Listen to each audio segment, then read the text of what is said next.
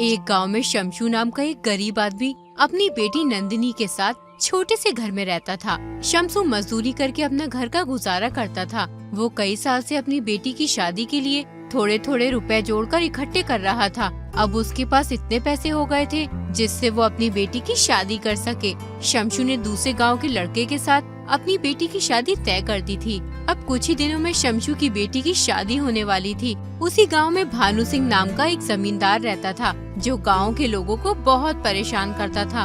वो गांव के किसी भी आदमी की जमीन पर कब्जा कर लेता था। एक दिन जमींदार अपने घर में बैठा हुआ सोच रहा था, उस शमशू के पास इतने पैसे कहाँ से आ गए जो अपनी बेटी की शादी इतने धूमधाम से कर रहा है। इसने मेरे पैसे तो आज तक लौटाए नहीं, ब्याज भी काफी हो गया है। यही सही वक्त है शमशू से अपने पैसे ब्याज सहित वापस लेने का। शादी वाले दिन जाके मैं उसके घर में बखेड़ा खड़ा कर दूंगा। शादी वाले दिन भानु सिंह अपने 2 आदमियों के साथ शमशू के घर की ओर चल पड़ा। जब जमींदार शमशू के घर पहुंचा, तो वहां मौजूद गांव वाले जमींदार को देखकर घबरा गए। इस वक्त जमींदार का यहाँ आना अच्छा नहीं है। ये मजदूर जरूर कोई न कोई बखेड़ा खड़ा कर देगा। तुम सही कहते हो भाई, ये नामुराद बिना मतलब के कहीं नहीं जाता। इसने बहुत सारे लोगों पर जुल्म किया है। बस आज ईश्वर शमशू की इज्जत रख ले। जब शमशू ने जमींदार के आने की खबर सुनी तो वो दौड़ा चला आया। शमशू को देखकर जमींदार शमशू से बोला, क्यों बे शमशू, बेटी की शादी तो बड़े धूमधाम से कर रहा है और तूने हमें बुलाया भी नहीं, लेकिन मैं बगैर बुलाए चला आया। क्यों, सही किया ना मैंने? जी हुजूर, आपने बिल्कुल सही किया। हमारे लिए तो ये बहुत ही खुशी की बात है कि इस खुशी के मौके पर आप हमारे घर में आए।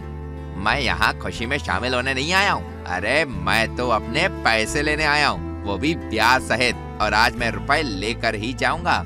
हुजूर, मैंने बिटिया की शादी के लिए एक एक पैसा बड़ी मुश्किल से जोड़ा है। आज उसकी शादी है। मैं आपके सामने हाथ जोड़ता हूँ, आपके पैर पकड़ता हूँ। कोई ऐसी बात मत कीजिए जिससे लड़के वाले नाराज हो जाए और मेरी बेटी की शादी रुक जाए। ये मेरी इज्जत का सवाल है। जब तू मुझसे पैसे लेने आया था तब तुझे अपनी इज्जत का ख्याल नहीं आया? तू अपनी बेटी की शादी इतने धूमधाम से कर रहा है, इसकी क्या जरूरत थी? थोड़े बहुत पैसों में शादी कर लेता। हुजूर, मैं अपनी बेटी को कभी कोई सुख नहीं दे पाया। बेचारी ने बचपन से बहुत ही मुसीबतों का सामना किया। मैंने सोचा अगर मैंने इसका विवाह किसी अच्छे घर में कर दिया तो इसे किसी मुसीबत का सामना नहीं करना पड़ेगा। इसलिए मैंने अपनी बेटी के लिए सरकारी नौकरी वाला लड़का देखा है। उसे अच्छी खासी तनख्वाह मिलती है। अब वो अपनी ससुराल में खुश रह सकेगी।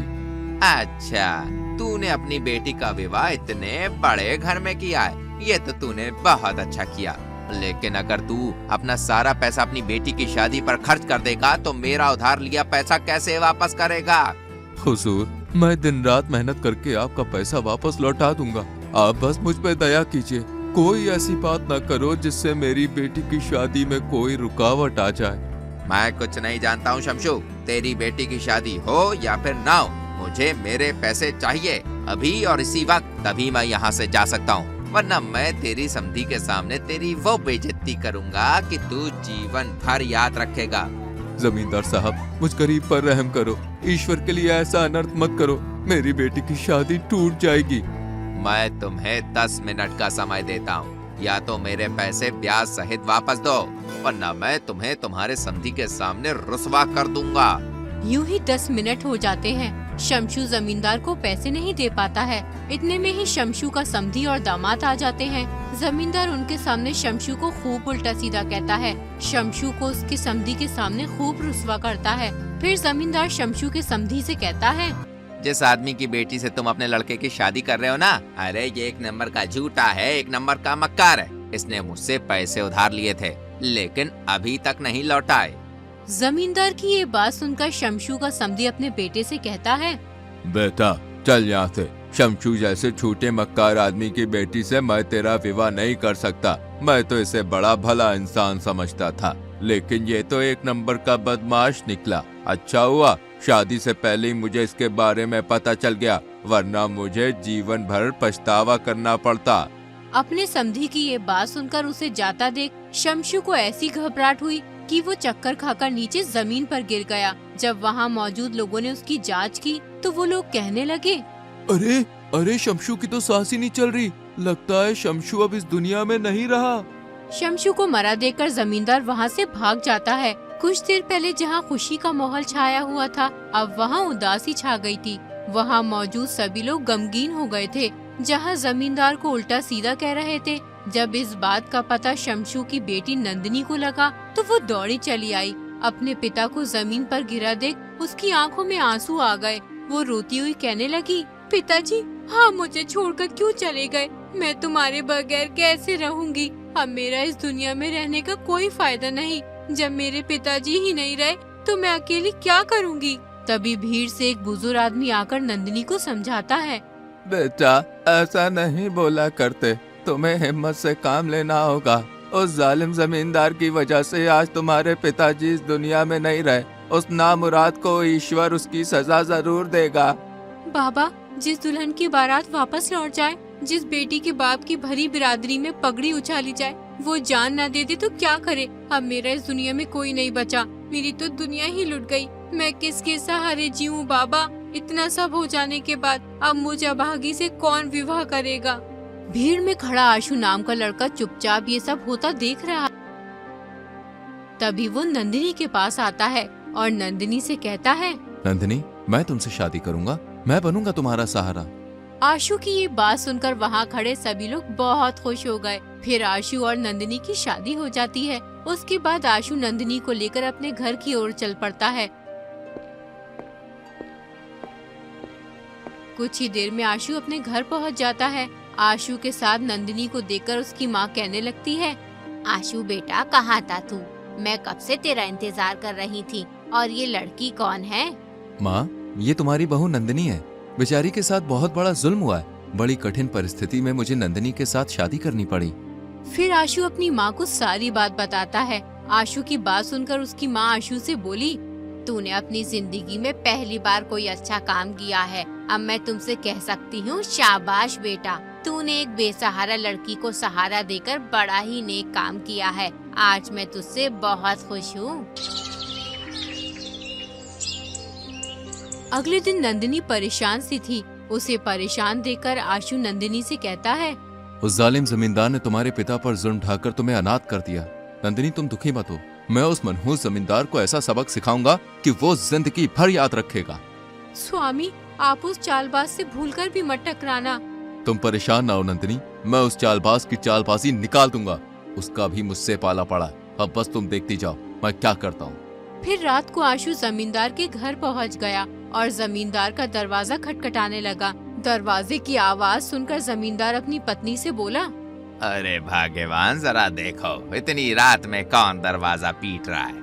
आप जाकर खुद क्यों नहीं देख लेते? हर काम मुझे ही बताते रहते हो। मुझे तुमने समझ क्या रखा है? अरे भाग्यवान, नाराज क्यों होती हो? मैं जाकर देख लेता हूँ दरवाजे पर कौन है।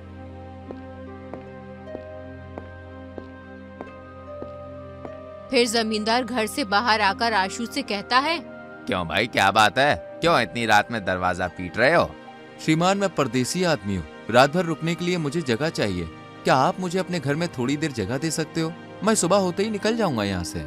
जमींदार बहुत ही कंजूस और लालची था, इसलिए आशु की बात सुनकर जमींदार सोचने लगा, इस अजनबी को रात भर के लिए घर में रोक लेता हूँ। रात भर रुकने का इससे मोटा किराया वसूल करूंगा। देखो परदेसी, मैं तुम्हें रात भर के लिए अपने घर में रोकने के लिए तैयार हूँ, लेकिन इसका तुम्हें मुझे किराया देना होगा।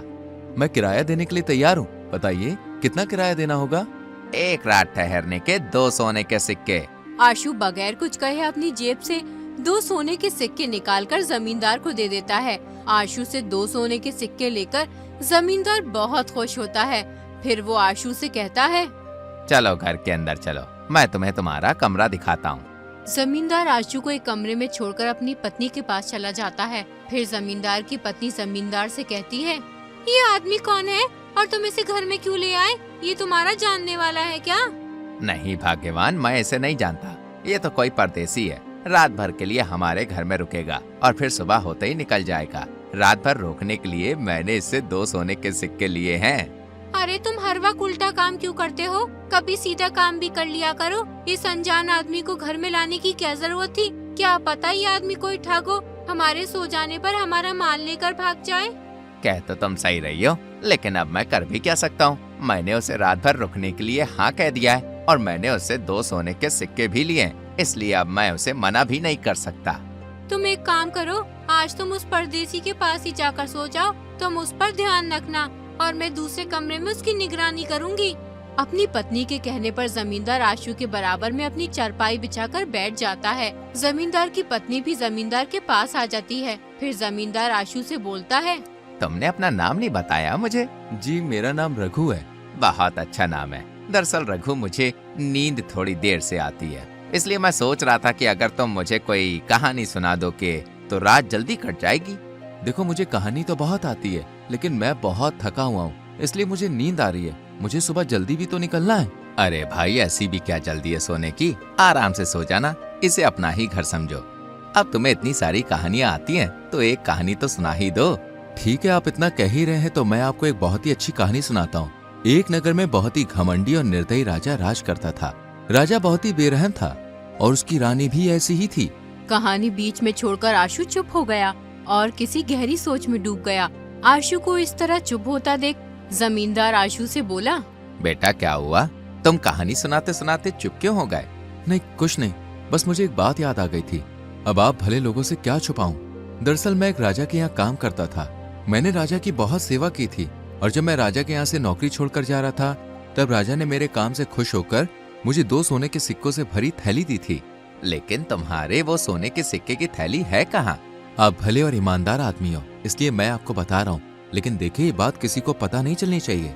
जब उन थैलियों को लेकर मैंने गांव में प्रवेश किया तो रात बहुत ज्यादा हो गई थी।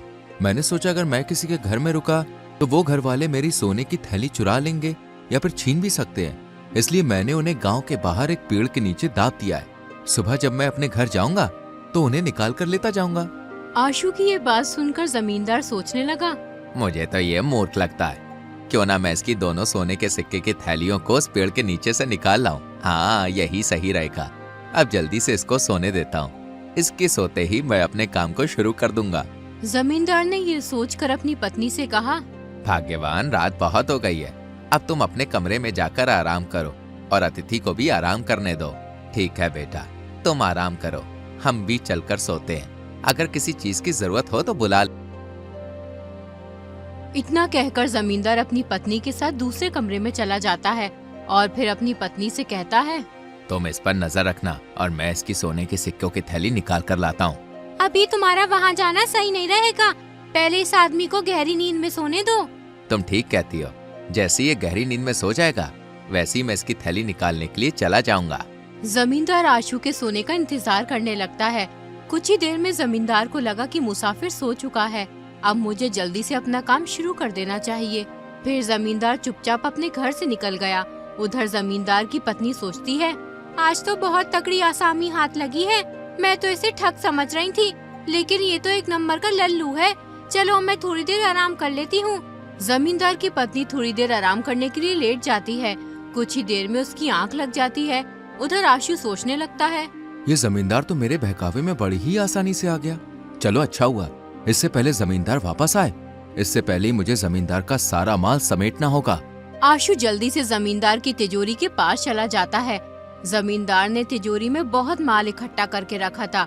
आशु ने बड़ी ही चालाकी से चुपचाप तिजोरी खोली और सारा माल एक झोले में भर लिया और फिर झोला लेकर जमींदार के घर से फरार हो गया।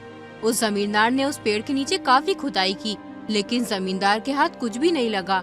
जमींदार समझ गया कि उस लड़के ने मुझसे झूठ बोला था। जमींदार जल्दी से अपने घर गया। जब उसने अपनी तिजोरी देखी तो जमींदार के पैरों तले जमीन खिसक गई। वो जोर जोर से रोने लगा। हाय, मैं लुट गया, बर्बाद हो गया। मेरी जिंदगी भर की कमाई पल भर में लेकर फरार हो गया। जमींदार के रोने की आवाज सुनकर उसकी पत्नी की आंख खुल जाती है। वो जल्दी से भागकर अपने पति के पास आती है और अपने पति से कहती है, क्या हो गया जी? तुम इतनी बुरी तरह क्यों रो रहे हो? तुमसे मैंने कहा था उस लड़के पर ध्यान रखना, लेकिन तुमने ऐसा नहीं किया। उसने हमारा पागल बनाकर सारा माल लूट कर ले गया। जब जमींदार की पत्नी की नजर तिजोरी पर पड़ी तो उसके होश उड़ गए। दोनों पति पत्नी अपनी मूर्खता पर पछता रहे थे। दोनों का बुरा हाल था। उधर आशु जमींदार के घर से लूटा हुआ सारा माल अपनी पत्नी को दे देता है।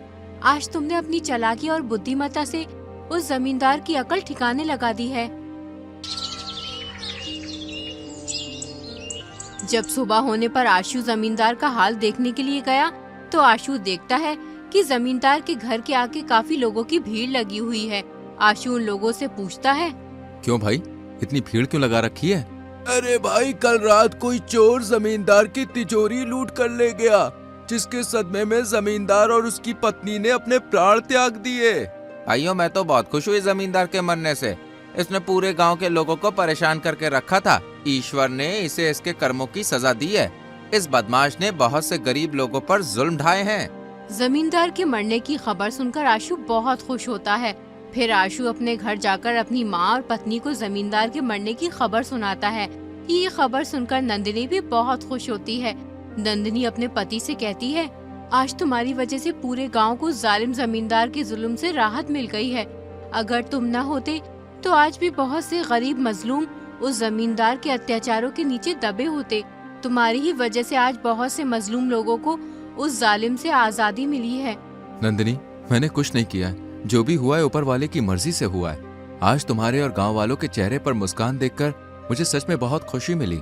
जमींदार के मर जाने के बाद सभी गांव वालों को उनकी जमीन वापस मिल जाती है, जिस पर जमींदार ने कब्जा किया हुआ था, और नंदिनी भी अपने पति आशु के साथ सुख से अपना जीवन बिताने लगती है।